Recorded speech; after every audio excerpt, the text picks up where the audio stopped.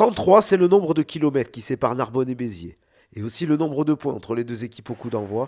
La SBH rêve de phase finale et sait qu'elle s'en rapprocherait grandement en cas de succès au Parc des Sports et de l'Amitié. Le Racing ne rêve lui plus beaucoup quant à ses chances de rester en Pro D2.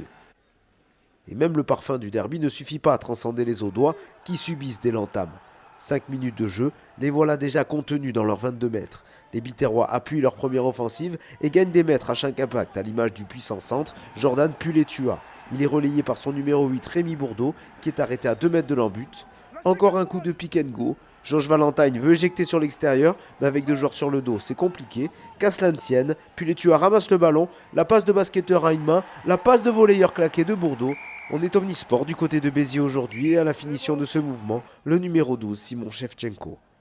Rémi Bourdeau, passeur décisif, et on va le retrouver sur l'action suivante.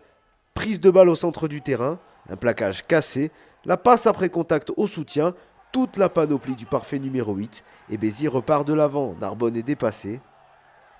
Munro glisse à Ratigny en bout de ligne, et cela fait 2 essais transformés à 0. Le troisième arrive 3 minutes plus tard, l'œuvre de Puletua.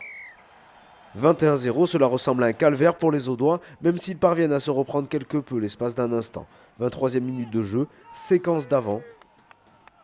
Paul Belzon évite un plaquage et enfonce un intervalle entre 2 défenseurs. En 2 temps, le flanqueur inscrit le premier essai du Racing dans cette partie. Mais l'espoir d'un retour du RCNM est vite mis à mal puisqu'Ali Pater Ratigny inscrit 3 minutes plus tard un doublé. Et peu avant la demi-heure de jeu, Béziers va enfoncer le clou. Regardez avec quelle facilité Jonathan Best peut déchirer le rideau narbonnais. C'est presque trop facile. Jérôme Porical glisse pour Sabrigmir. 7,35 après la transformation de Munro. L'addition est déjà très salée pour les Oranges et Noirs. Et histoire d'assombrir un peu plus l'horizon, le Racing va être réduit à 14 juste avant la pause. La faute à un geste d'humeur de Marcelinho Polino sur Simon Shevchenko qui lui vaut un carton rouge.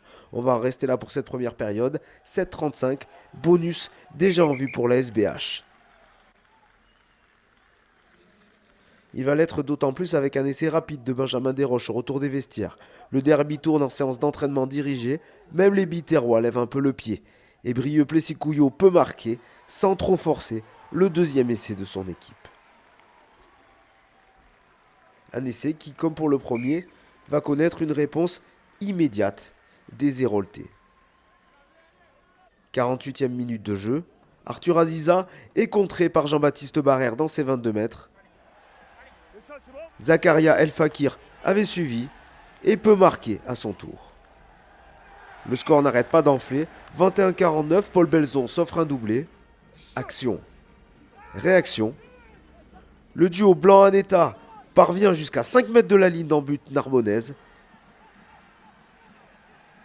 Et en opportuniste, Ali Pater Ratigny réussit sa 3e réalisation personnelle. Le Fidjien, bourreau du Parc des Sports et de l'Amitié puisqu'il avait déjà mis un triplé la saison dernière avec Perpignan. Barrère et Porical marqueront les 2 derniers essais de la partie. Score final 21-68. Narbonne humilié sur ses terres dans un derby du Midi à sens unique.